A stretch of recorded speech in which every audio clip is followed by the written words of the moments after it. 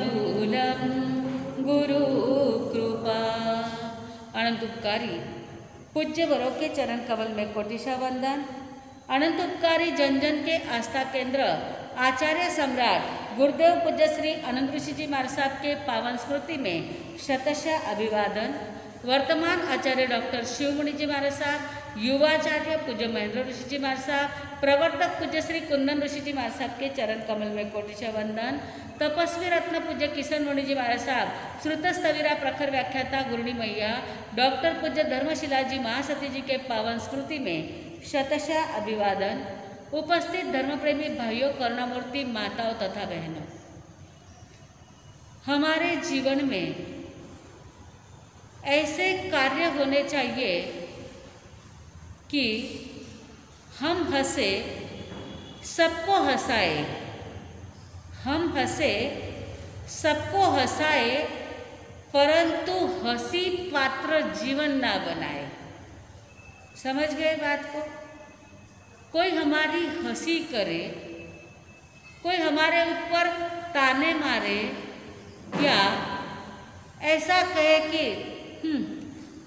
यानी निंद्य व्यक्ति, जो भी कोई निंद्य है, जो देख करके लोगों को ऐसा लगता हो कि ऐसा इन्होंने नहीं करना चाहिए और लोगों में निंदा होती हो, ऐसे हंसी के पात्र यदि जीवन में आकर के करते गए तो लोगों के लिए हमारा जीवन निंदनीय बन जाता है।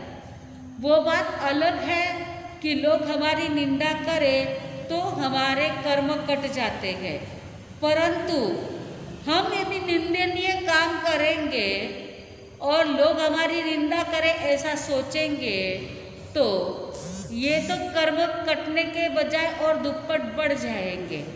हमारा निंदनीय कर्म देख करके दूसरे को निंदा करने का मन हो और हमारे कर्म कटे, इस भाव से निंदा करने के लिए वैसा व्यवहार करेंगे तो हमारा जीवन सार्थक कभी नहीं होगा। हंसो, हंसाओ, हंसी के पात्र ना बनो।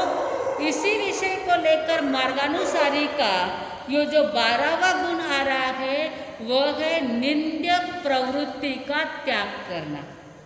निंद्य प्रवृत्ति का त्याग करना। जो काम करने से गांव में, परिवार में, जगत में निंदा होती हो वैसा काम नहीं करना। जिस जमाने का, जिस गांव का, जिसका जैसा रिवाज है उस रिवाज के मुताबिक चलना। उसके विरोध में जो भी किया जाता है वह निंद्य काम हो जाता है। आज से 25-30 साल पहले कोई व्यक्ति अपने पत्नी के साथ में स्कूटर पर घूमे तो निंद्य कहा जाता था कि नहीं कहा जाता? किसी के आपकी सासू बहनों को पूछो, आप पति के पीछे स्कूटर पर बैठ करके बाजार में कभी निकली क्या? पूछो। उस समय में वह काम निंद्य था। लेकिन आज के समय में कभी कभी पत्नी आगे बैठती है और पति स्कूटर चलाती है, उसको भी निंद्य नहीं माना जाता है। क्या करे, पति को तकलीफ होगी तो पत्नी चलाती है गाड़ी। आज के ज़माने में वह उसको निंद्य नहीं माना जाता है, लेकिन उस काम को उस जमाने में निंद्य माना जाता था। और यदि किसी ने ऐसा काम कर लिया तो क्या होती थी? निंदा होती थी। लोग हंसते थे, लोग नाम रखते थे। तो कहने का मतलब यह है कि निंद्य प्रवृत्तियों का त्याग करना, जिससे हमारी निंदा ना हो और हम मोक्ष मार्ग के ऊपर आरूढ़ बन सके, मोक्ष मार्ग पर आगे चल सके। इसलिए होटल में जाना, पहले के ज़माने में होटल में जाते थे क्या? होटल की वस्तु भी जल्दी लाते नहीं थे। घर पे जो बना है घर का खाना शुद्ध भी था। आज होम टू होटल और होटल टू हॉस्पिटल ये कार्यक्रम चालू हो गया है, क्योंकि आज तो बहुत सारे लोगों को रोटी बनाने का भी कंटाला आ जाता है ना, तो कहते हैं आवता आवता ब्रेड रो पूड़ो लेने आ जाए ना, आज रोटी नहीं करनी है। पहले परिवार भी बड़ा रहता था, परिवार में माँ बाप से अलग कुछ काम करना या भाई भाई अलग होना भी निंद्य कहा जाता था। पहले भाई के भाई अलग होते थे तो भी निंद्य कहा जाता था। आज बाप बेटे भी अलग हो रहे हैं, निंद्य तो है ही, लेकिन ऐसा निंद्य कार्य करने से हमारा जीवन हंसी के पात्र बनता है। फिर मुंह दिखाने की जगह नहीं रहती है। जब मुंह दिखाने की जगह नहीं रहती है तो चार लोगों में मिक्स नहीं होते हैं, चार लोगों में मिक्स नहीं होते हैं तो धर्म ध्यान नहीं कर पाते हैं, तो धर्म से दूर हो जाते हैं, समाज से दूर हो जाते हैं। जो स्वतंत्रता से जीना चाहते हैं वो लोग समाज से कभी मिलते नहीं हैं। समाज में मिलजुल के रहने वाले को समाज के रीति रिवाजों का पालन करना पड़ता है, और समाज के रीति रिवाजों का पालन करना यह स्वतंत्र लोगों से हो ही नहीं पाता है, उनको अपने अपने हिसाब से चलना रहता है। आज का जमाना ये सब निंद्य प्रवृत्ति के पीछे पड़ गया है। इसका एकमात्र कारण है संसार में संपत्ति का महत्व बढ़ गया है और संस्कारों का महत्व घट गया है। दुकानों में पहले बहनें बैठती थी, कोई बहनें दुकान चलाती थी। आज दुकान में बहनों को जाना ही पड़ता है, दुकान चलानी ही पड़ती है। आज भी बहुत सारे मर्यादा वाले घर हैं जो दुकान में नहीं भी जाते हैं, उनको ज़रूरत भी नहीं पड़ती है। बाय चांस कभी पति को कहीं बाहर जाना है, दुकान में जाती थी बहनें तो भी थोड़ी पीछे खड़ी रहती थी। आज तो काउंटर के ऊपर आपको बहनें दिखेगी, बराबर है। एकमात्र इसका कारण संपत्ति, उसको ही पूर्णता माना गया है। पहले लोग दुकान बंद करके चले जाते थे, लेकिन कभी बहनों को कहते नहीं थे आप दुकान में आकर के बैठो। अब जो भी बहनें गए, ए दुकान में बैठ, मैंने जाओ नहीं। ये सारा मामला निंद्य प्रवृत्ति का होने का एकमात्र कारण, पहले जो व्यक्ति बहुत ज़्यादा तृष्णा वाला रहता था, जिसको ज़्यादा अपेक्षाएं रहती थी, यस्य तृष्णा विशाल स दरिद्र, यस्य तृष्णा विशाल स दरिद्र, जिसको बहुत ज़्यादा कमाने की इच्छा रहती थी उसे दरिद्र कहा जाता था, और जिसकी अपेक्षाएं बहुत कम रहती थी उसको श्रीमंत कहा जाता था। कहना कहीं नहीं है, पर इतना दिलराज उदार के ऐसी प्रशंसा दुनिया में होती है कि नहीं? वो कोई बहुत सामान्य व्यक्ति है, परंतु अतिथि का सम्मान भी कर लेता है। कोई घर में आया तो उसका सत्कार करना, उसको खिलाना पिलाना, आदर आतिथ्य करना, ये सामान्य व्यक्ति भी कर लेता है। और कोई बड़े घर में, बड़े किसको कहना, जिसके घर में आदर आतिथ्य है उसको बड़ा कहना, या जिसके घर में मात्र पैसा है उसको बड़ा कहना? बताइए, आदर आतिथ्य उसे ही बड़ा कहना। तो श्रीमंत कौन है? आदर आतिथ्य वाला श्रीमंत है, या होते हुए भी आव नहीं आदर नहीं, नए नयनों में नेह, तागर कबू न जाइए भले कंचन वर्षे में। आव नहीं आदर नहीं, आने वाली व्यक्ति को न स्माइल दे करके आदर किया जाता है, नई नयनों में नेह, न आने वाले व्यक्ति को प्यार की नज़र से देखा जाता है। तागर कबू न जाइए, ऐसे घर में कभी भी नहीं जाना चाहिए, भले कंचन वर्षे नेह, भले ऐसे घर में सोना मोहरों की बरसात भी क्यों ना होती हो, ऐसे घर में कभी भी नहीं जाना चाहिए। ये आदर आतिथ्य का जो विषय है, ये पैसे से लेकर के कभी नहीं हो सकता है।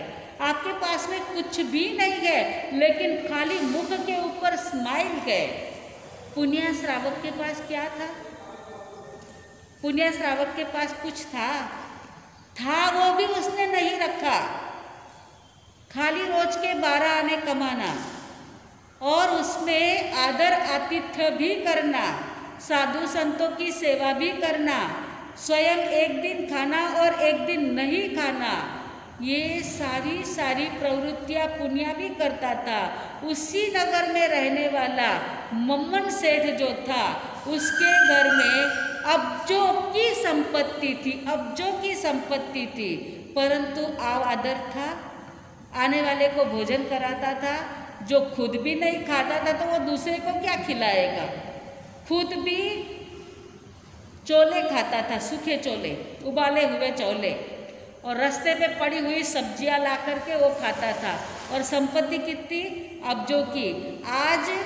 आज भी वर्षों बीत गए, इस बात को 2600 साल बीत गए। भगवान महावीर स्वामी के समय में हुआ था, 2600 वर्ष बीत गए हैं, आज भी मम्मन सेठ की निंदा हो रही है। और 2600 वर्ष पुण्य श्रावक को भी बीत गए हैं, आज भी पुण्य श्रावक की क्या हो रही है? प्रशंसा हो रही है, गुणगान हो रहे हैं। आपको ऐसा लगता है कि हमारी निंदा ना हो, तो पैसा एक ही ऐसा है जो प्रशंसा कराता है? एक पैसा ही प्रशंसा कराता है क्या? तो क्यों पैसे के पीछे इतनी दुनिया पागल है? अभी कहते कल से लॉकडाउन चालू हो गया है, 8 से 11 बजे तक, वो भी अमुक दुकानें ही खुली, किराना या मेडिकल, बस, बाकी तो सब कुछ बंद है। अब ऐसे समय में आपको क्या सोचना चाहिए कि 12 आने से पुण्य श्रावक का काम चल जाता था। मेरे पास में इतना तो धन है कि लॉकडाउन जब तक खुले नहीं तब तक मेरा खाना पीना तो आराम से हो रहा है। तो विचार कैसा होना चाहिए? चलो ना, धर्मदान करने का अच्छा मौका मिला है। दिन भर दुकान में बैठना पड़ता है तो धर्म ध्यान होता नहीं है। चलो, इतना अच्छा मौका मिला है तो धर्म का लाभ ले ले, कुछ सामायिक कर ले, कुछ प्रतिक्रमण याद कर ले। किया बहुत सारे लोगों ने। लॉकडाउन में स्कूल कॉलेज बंद थे, दुकानें बंद थी, बहुत सारे लोगों ने बहुत धर्म ध्यान किया तो कुछ पाया। यदि रोते ही बैठते बंद है बंद है बंद है, वो बंद को रोते बैठते तो कर्म के बंद हो जाते थे।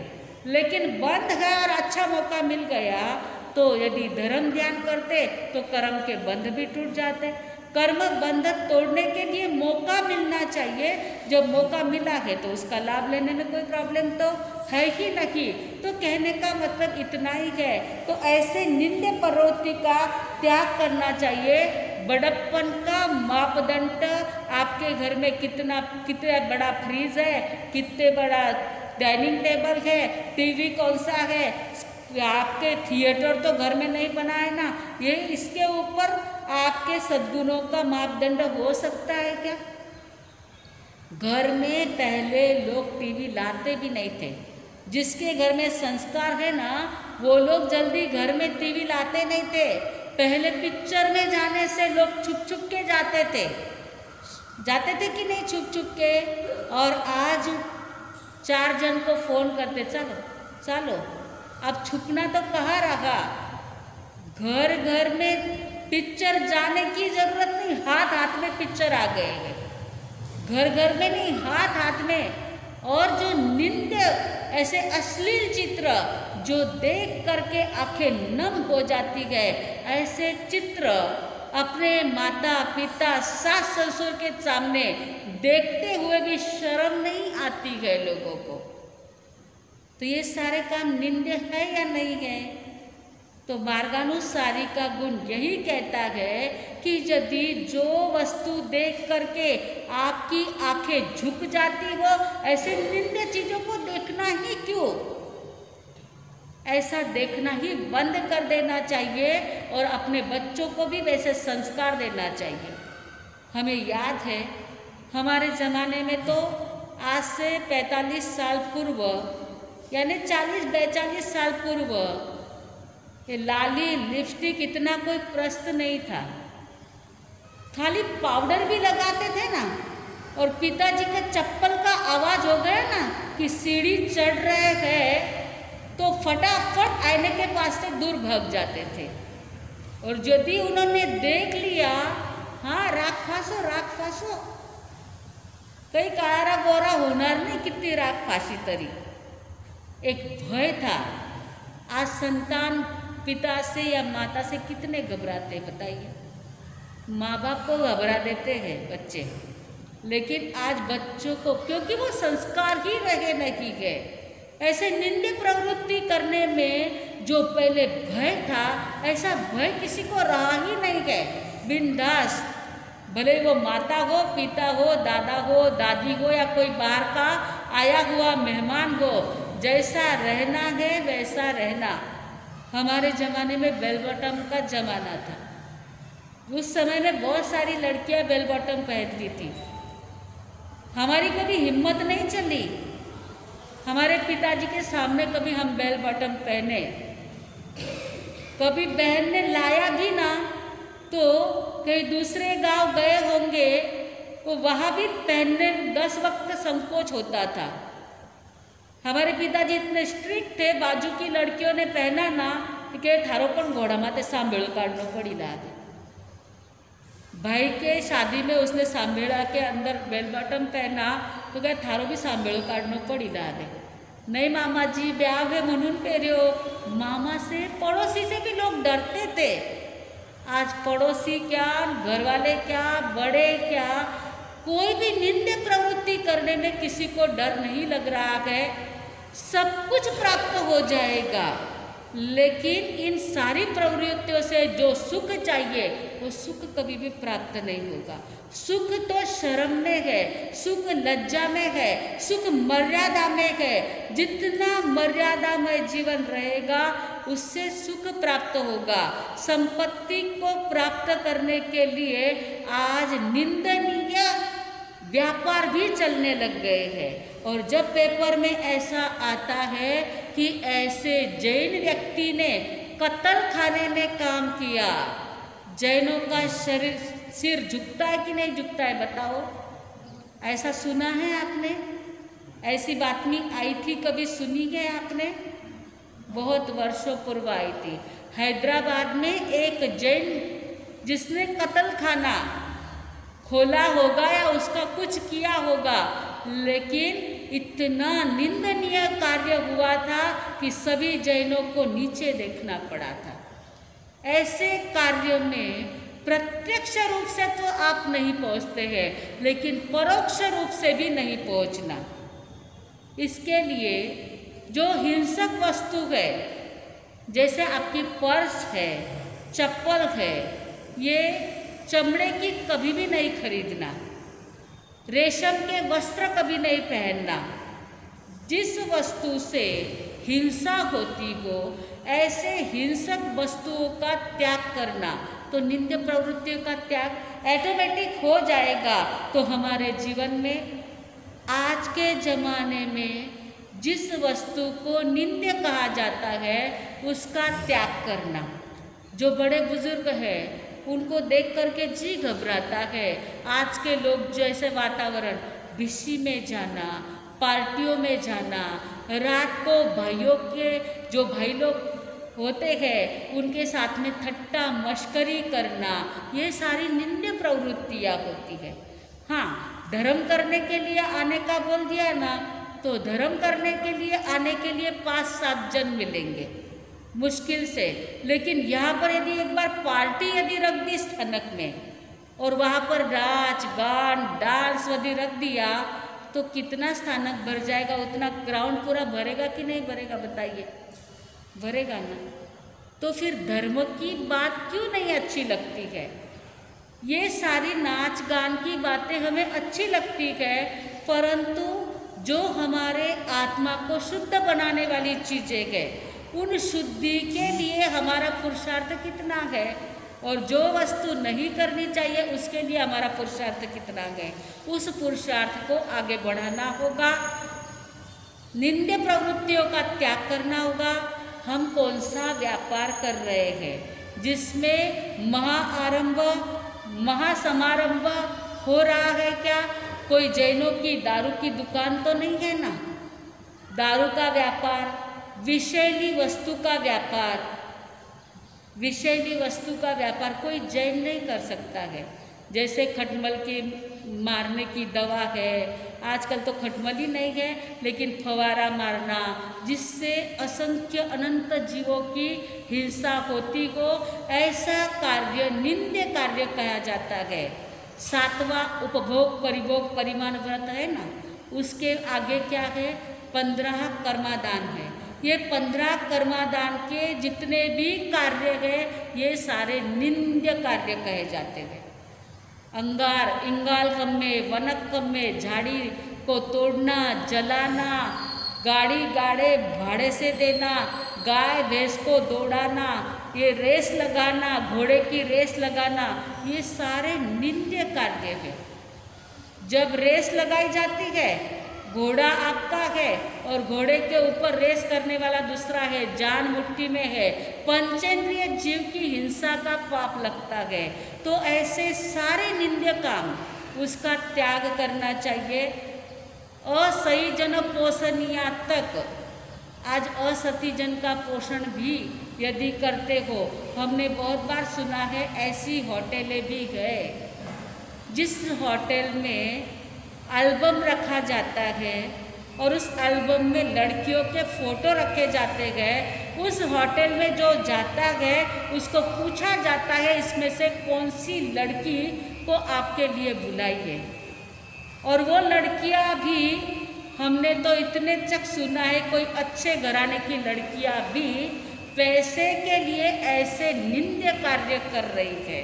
तो ऐसा निंद्य कार्य, यहाँ तो पूरा संस्कारी परिवार है, संस्कारी गांव है, ऐसे कार्य नहीं होते हैं, लेकिन बड़े बड़े सिटियों में ऐसे निंद्य कार्य के लिए भी लोग प्रवृत्त होते जा रहे हैं। उस प्रवृत्ति को रोकने के लिए मार्गानुसारी का ये 12वां गुण है, निंद्य प्रवृत्ति का त्याग करना। समय बहुत ज़्यादा नहीं है अपने पास में, इसलिए खाली सैंपल आपको बताते गए। अब आप जब भी कुछ भी कार्य करो तब मन में सोचना ये कार्य निंदनीय है या प्रशंसनीय है। इस कार्य से यदि निंदा होती हो उसको वहाँ ही स्टॉप कर देना, उसको छोड़ देना, और जो कार्य करने से हमारी हंसी ना हो लेकिन दुनिया के लोग खुश रहे, ऐसे कार्य को करेंगे। हमारी हंसी ना हो, हमारी निंदा ना हो और हमारा धर्म भी ना लजे। ऐसा जैन थे, एक बार जैनों के वहाँ ऐसा स्टॉल लगा था, जैन स्टॉल अलग, जैन स्टॉल अलग, और दूसरा स्टॉल फिर खाने का स्टॉल जो अलग लग गया था। इतनी निंदा हुई उस बात की, विवाह शादियों में जमीन का वापर करना ही नहीं तो अलग अलग कोई स्टॉल ही लगाना नहीं पड़े। तो इस प्रकार से हमारे आत्मा को शुद्ध बनाने के लिए, हमें मोक्ष मार्ग के ऊपर आगे बढ़ने के लिए निंद्य प्रवृत्ति का त्याग करेंगे तो हमारे एक एक कदम आगे बढ़ते बढ़ते हम मोक्ष मंदिर तक पहुंच जाएंगे। बोलो महावीर स्वामी भगवान।